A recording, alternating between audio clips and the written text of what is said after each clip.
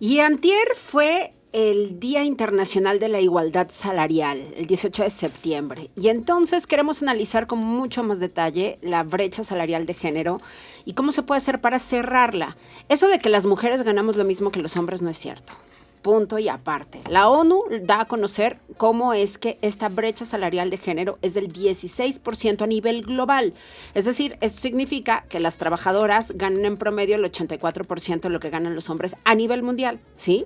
Entonces, en el caso de Latinoamérica, de las mujeres de color de piel más oscura, las inmigrantes, las mujeres madres, todavía la diferencia es mucho mayor. Y estas discrepancias salariales se suman y tienen consecuencias negativas diarias y reales para las mujeres y sus familias. Y más después de la pandemia, pasaron muchísimas otras cosas. Por eso es que hemos llamado a Raúl Martínez Solares Piña para poder ahondar en este tema y le agradecemos muchísimo que esté con nosotros, él que es experto, por supuesto, en todas estas dinámicas económicas globales que nos inciden todos los días. Raúl, querido y admirado, qué gusto tenerte acá con nosotros en Arriba San Luis. Muy buenos días.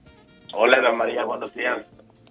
¿Cómo estás, Raúl? Contigo, con tu auditorio. Hola, Jesús, buenos días. Gracias por estar aquí. A tus órdenes. A ver, en este tema, hoy, diagnóstico práctico. México es un país donde las equidades se han olvidado y se traen convenientemente en ciertas fechas del calendario a colación. En las cámaras del Congreso Federal también no son un artículo de primera necesidad. ¿Cuál es tu diagnóstico ante el tema, Raúl, querido? Mira, el tema de la desigualdad salarial es un tema extraordinariamente complejo porque incluso los propios datos te pueden arrojar información que no necesariamente te permite distinguir la naturaleza del problema. Déjame ponerles un ejemplo. México, para ciertos datos, tiene menor nivel de desigualdad salarial de género que Alemania. Entonces, uno diría en principio, pues parece que estamos mejor que los alemanes. El problema es que en México la calidad de los salarios generales de la economía es tan baja que por una razón muy lógica no puedes diferenciar algo que de por sí es muy bajo. Entonces, las diferencias a nivel porcentual se hacen pequeñas, pero eso no quiere decir que no existan. México, digamos, a nivel de países de la OCDE, está por ahí de la tabla intermedia, digamos, en los niveles, muy pegado al promedio de la OCDE en términos de este gender wage gap que le llaman, digamos, esta brecha salarial de género que existe. Entonces, parecería que estamos muy cerca del promedio de la OCDE, pero en realidad es a nivel porcentual, insisto, porque los salarios son tan bajos que no es más difícil que hagas distinción. Ahora, si analizamos por sectores, en México tiene un fenómeno muy particular. Si ves el salario general de la economía, ves un cierto nivel de discriminación o de diferencia salarial de género. Si entras a niveles directivos de las empresas, este porcentaje prácticamente se duplica. Esto es, hablando de las mujeres más preparadas, las que ocupan cargos de posición en las empresas, ahí todavía es el doble la brecha salarial. Oye, ahí creeríamos en esos niveles que ya todo el mundo está ganando lo mismo, ¿no? Qué ironía, que a mayor nivel hay mayor discrepancia.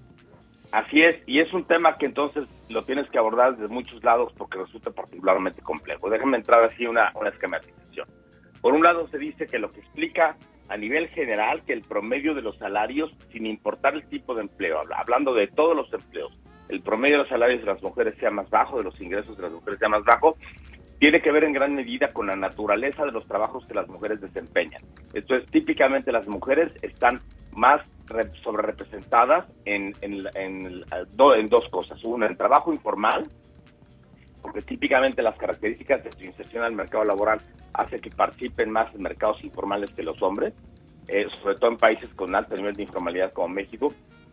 Dos, que las mujeres típicamente están sobrerepresentadas en trabajos relacionados con la atención de personas, que estos típicamente también tienden a tener menor nivel de ingreso. Estoy hablando, por ejemplo, de temas como la educación, atención a personas a través de temas como la enfermería, que son muy importantes, pero por una condición de deformación estructural de los salarios en México y a nivel mundial tiende a tener menor nivel de empleo, entonces de salario. Entonces ese es un segundo componente.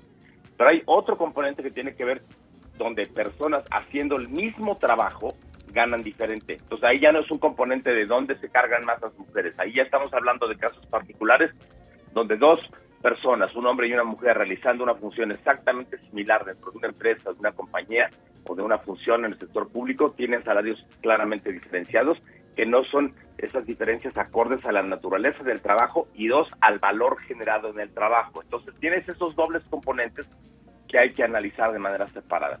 En el primer caso, se dice que para abatir la desigualdad salarial hay que trabajar en varios frentes. Un primer frente es hacer que las mujeres desde muy chicas participen más en áreas de empleo que tienden a tener una concentración mayor de salarios. Ahí, por ejemplo, lo que vemos es que esto está ocurriendo gradualmente. En la UNAM, por ejemplo, carreras tradicionalmente relacionadas con hombres, como eran las de la Facultad de Ingeniería, hemos visto en los últimos 10 años un crecimiento muy importante en la matrícula de mujeres. Carreras como ingeniería mecánica pasaron de 7% a casi el 20% de las mujeres que participan. Ingeniería de minas, del 14 al 31%. Entonces, sí está habiendo una mayor participación. También en temas relacionados con ciencias duras, que típicamente hoy tienden a tener mejores salarios, también se está promoviendo la participación de mujeres en áreas STEM, para que en el futuro estas mujeres que hoy empiezan de niñas a estudiar estas carreras, trabajen en estas áreas que también tienen a tener mayor nivel de ingreso. Entonces tienes una múltiple conjunción de factores, pero como muy atinadamente señalabas, Jesús, son problemas que son muy complejos, pero que típicamente alguien los saca nada más cuando hay una conmemoración, los discutimos 2 o 3 días y luego los volvemos a guardar en el cajón. Es un tema que requiere una acción social constante, permanente y vigilante para hacer que las cosas vayan cambiando gradual, pero sostenidamente en el tiempo. Sí se puede y se han efectuado cambios, pero estamos muy lejos de alcanzar los cambios que requerimos como sociedad. ¿Por dónde podemos empezar, Raúl? ¿Legislativamente se pueden también hacer ajustes importantes? Hay un tema muy importante que está ocurriendo a nivel mundial que tiene que ver con la revelación salarial. Y esto tiene que ver con que si una empresa publica una vacante, desde el primer momento tiene que decir cuál es el salario asociado a esa vacante, con independencia de quién se presente como candidato. Porque la práctica que ocurre en muchas empresas es que solicitas una vacante para un puesto y dependiendo de si llega un hombre o una mujer, entonces la empresa ajusta el sueldo ofrecido. Y siempre hay este cálculo intrínseco que es una parte cultural, es una parte real, pero que casi nunca está sustentada en datos duros. Decir, híjole, es que si contrato a una mujer, lo más probable es que interrumpa su carrera profesional porque se va a embarazar, sobre todo si es mujer joven, y entonces me va a costar a mí más, por consecuentemente le pago un poco menos para compensar el efecto potencial que pueda yo tener de su deserción laboral futura. A las mujeres se les sigue haciendo preguntas en las entrevistas de trabajo que son no solo ilegales, sino que la más le haría su nombre. O sea, es muy frecuente que una empresa a una mujer le pregunte, oye, ¿y cuáles son tus planes para casarte y para tener hijos en los 5 años? Eso jamás se lo preguntaría a su nombre, porque evidentemente se parte de la premisa de que tiene connotaciones diferentes y potenciales efectos sobre el trabajo diferentes. Mi experiencia personal, ya hay muchos datos con la punta, es que aún con las interrupciones asociadas al embarazo, aún con las interrupciones momentáneas que puede haber, porque las mujeres típicamente son más responsables del cuidado de los hijos y esto lleva a que tengan a tener algunas faltas adicionales por el tema de llevar al hijo al doctor o un tema en la escuela. Aún así, en promedio, las mujeres tienden a presentar datos de productividad laboral mayores a los hombres, porque precisamente por esa condición se esfuerzan más por hacerse indispensables en su empleo, por tener un mayor nivel de productividad laboral. Entonces, son fenómenos complejos, pero lo primero y muy importante es esto que están haciendo ustedes, es darle visibilidad al tema. No quedarnos con que es un tema cultural, no quedarnos con esta discusión que luego la oyes entre pasillos o personas que dicen, no, esto es un tema de la agenda de género, que quieren que cambiar las cosas. Pues hay que cambiarlas porque están mal, porque es incorrecto, es antieconómico, es poco funcional que tengamos una menor representación de las mujeres en la fuerza laboral. Ese solo dato, si México incrementara en 10 o 15% la participación de mujeres en la fuerza laboral, tendríamos un incremento del PIB como del 2 o el 3%. O sea, es un efecto inmediato económico muy relevante y así ya tenemos que apuntar como sociedad.